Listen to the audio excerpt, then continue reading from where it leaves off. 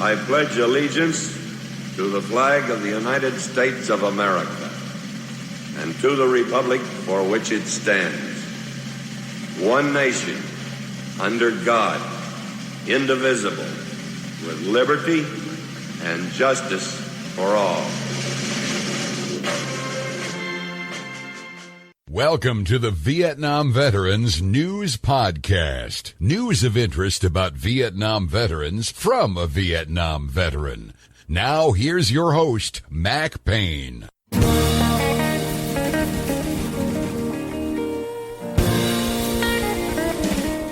This is Mac Payne here with episode 1808 of the Vietnam Veteran News Podcast.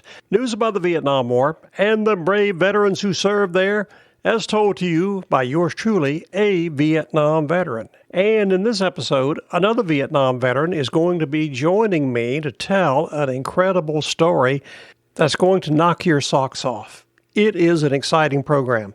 John Shoemaker has been on this podcast before telling stories, and this story that he's going to tell us in this episode is right up there at the top of all the stories he's told, and they're all good. This story is extremely interesting because he tells about a battle on the beach. John tells me that the title of this talk that he's going to give is No Day at the Beach. And you are getting ready to learn exactly what he was talking about and what happened to him on the beach north of Chu Lai back in 1970. Without any further ado, John, you've got the microphone. Take it and run with it. Okay, Matt. Thanks very much again for the opportunity to review another true story from the Vietnam War. This goes back to 1970, and it was about the April-May time frame. I was platoon leader for Bravo Company, 3rd Platoon of the 196 Light Infantry Brigade, Americal Division, in I Corps. Okay, well, that's the background as to who I was, platoon leader, first lieutenant, the units and all that. And Chu Lai was just south of Da Nang. You know, I can't tell you how many times, and I know this happens to a lot of veterans, when you are sitting on a beach, as I was just recently on Cape Cod, actually Sandwich, the town of Sandwich and Cape Cod with beautiful sand dunes that stretches for a dozen miles. Just amazing natural formations. But sure enough, I could hear that wop-wop sound, and it appears that from a local Air Force base that's now an Air National Guard base, here comes a sole single Huey. And it just as it passed over me, going up the Cape Cod Bay, memories came back. And there's just this flood of memories of a time in the distant past, but indelible in my memory. So I go back to 1970 as I'm sitting there on the beach and I'm thinking about what it was like when we had to load up on Hueys from Chu Lai. And we're on a mission now where in preparation, it's the same routine. What weapons do we bring?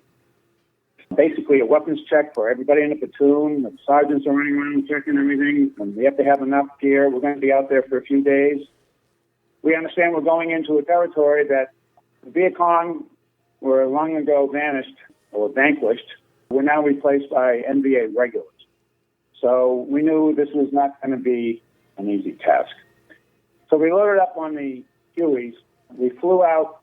Chu Lai is located right on the coast of the South China Sea. As we were flying north, you could see the ocean was, with the large waves hitting the beautiful beaches. You could imagine that at some point in the past or some point in the future, this is going to be a beautiful resort area. And here we are, flying just above the coastline, legs dangling over the sides from the Huey. We're looking down at this coast as if it was another world. But soon, we were joined by Cobra gunships, and they were escorting us into this area called the Sands. And I said, the Sands? Oh, my. Well, it turns out that this area is a large peninsula south of Da Nang on the South China Sea. It is quite wide, at least 10, 20 miles wide, and about 30 miles long. It was nothing but white sand, some foliage in between, and every so often you'd see a village with some trees that they had planted. But it was white, I mean, perfectly white sand. As we get close, the landing zone that has been chosen, the Hueys were flying as fast as they could. And as we were coming closer, you could feel all of a sudden the brakes were hit, and the Hueys dived down, and the Cobras flying alongside opened up with machine guns like, oh, man, this could be bad. And sure enough, those Hueys just came right down, and as we got really close, not quite landing, they were like just a foot or so off the sand, and we just jumped. And, of course, the sand is flying everywhere. You could hardly see. It was a mess. We all got off, and it seemed like, we made it. It wasn't a hot LZ. We didn't take any fire coming in. That was when we were most vulnerable. And remember, we're carrying these heavy rucksacks and all of our gear, the weapons and ammo and so forth. So we're flapping around. And as the Hueys felt us jump off, sure enough, they would floor them, and they would take off with every ounce straining to lift out fast and get away from this LZ, because they were also obviously quite vulnerable. Well, as soon as they cleared, sure enough, we're taking AK-47 fire, and you can see the bullets hitting the sand around us. So we dive for cover, and there's no cover, so you try and, push some sand up in front of you as if you're making a foxhole. So then we make our maneuvers to try and move forward and engage the enemy. And it seemed like we couldn't see him. It was like the fire was coming from nowhere. Couldn't understand it. So after an hour of this, and remember, this white sand was like a frying pan because it was so hot. And because the sand was white, brilliant white, it would blind you. Even with the sunglasses, the Army-issue sunglasses I had on, it was very difficult. There's no landmarks, so the map was hard to follow as well. But the difficulty was, where the hell was the firing coming from? Where's the enemy located? So we try and maneuver, and like I said, after about an hour, I called in the battalion and said, man, we're having real problems here. We need some help. So the battalion called in some support, and within just a few minutes, sure enough, here comes a Loach. And I said, oh, my goodness, a Loach? And for those of you who may not know, a Loach originally was an OH-6A helicopter. It's almost like a two-seater. It's a little bubble helicopter. Later, it was upgraded, I guess, and called a Loach. I guess that means a light observation aerial command helicopter. So a Loach turned out to be a perfect aircraft for Vietnam. And you might wonder why. Well, when you have jockeys that we have in the helicopter corps, it's amazing. So this Loach would fly down within 75 feet, 50 feet of the ground, and was trying to draw fire. I mean, this guy flying, and there was only one guy and one pilot in the Loach, and he was deliberately flying low, crisscrossing in front of us to draw fire. And each time fire came, we could see the dust up in the sand, and we could then return fire. And then we'd move forward.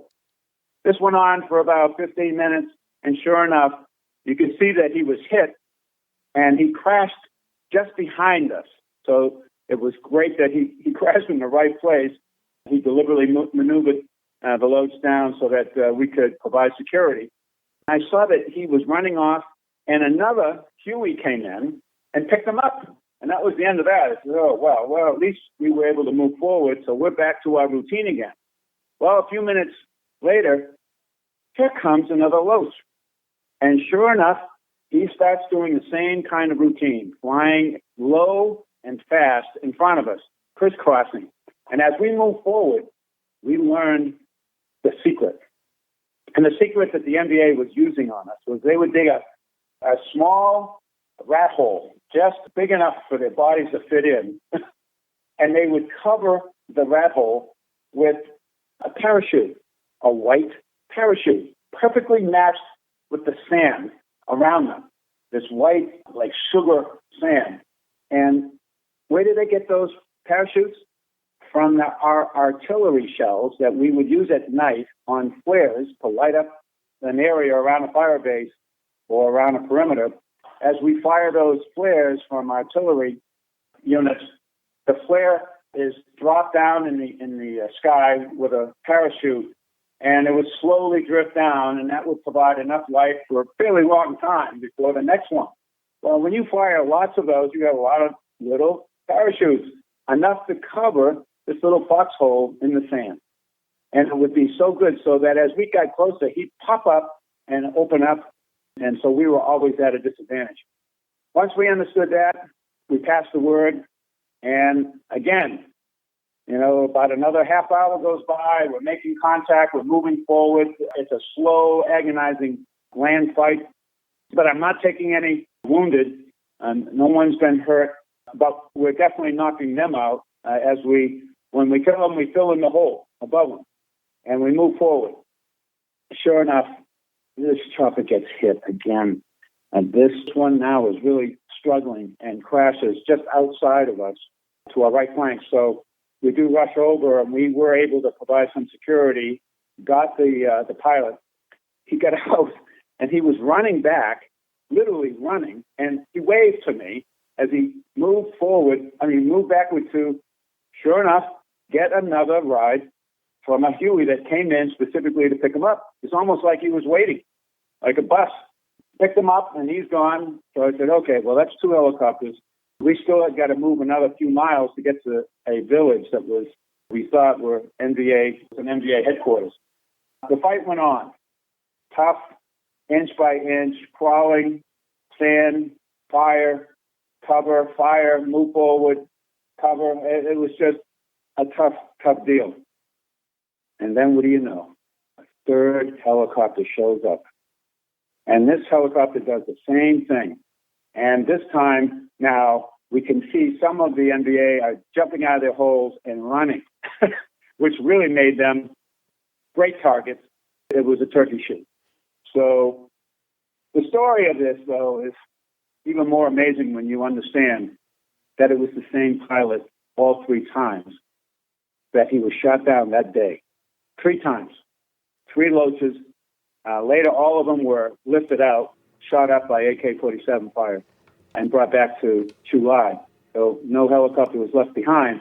But the same helicopter provided that kind of cover for us to the point where he was shot down 3 times in less than, I'd say, 4 or 5 hours. And this man was just fearless. I never knew his name. He was the bravest man I never met. But I'll always remember that wave as he ran off as if, okay, they got the second one, but I'm coming back with my third one. And this guy would not quit. Well, later on that day, we finally made it to the village, which was abandoned. The NVA had taken off. They took their losses and called it a day. We did spend the night, and we did patrol, but the main action was over after that. But I can tell you it was no day at the beach. Even though you could see the South China Sea, it was so warm, the sand was so beautiful, but death was all around us. So that's a story of the sands, the area that all of us call the sand. We look back on that as a kind of a micro victory. And a cowboy, a brave pilot that I'll never forget. It's a shame you never found out who that pilot was. Believe me, at the time, I was obviously too consumed with the action that was going on and the fire that I was getting and positioning and moving, maneuvering the troops, coordinating on the radio, understanding where the location was on maps, making sure I knew enough where if I had to call in artillery. And then as we were getting closer to the village, so a lot of stuff was going through my head. And he was distant at the time. And each time he got shot down, I mean, I personally didn't go over there to get him, but he just was relentless. Relentless courage under fire on the sands. It's amazing. And yes, I just absolutely regret not knowing his name. but I drink to him every so often. And on that day on the beach on Cape Cod, I thought of him fondly, and I saluted.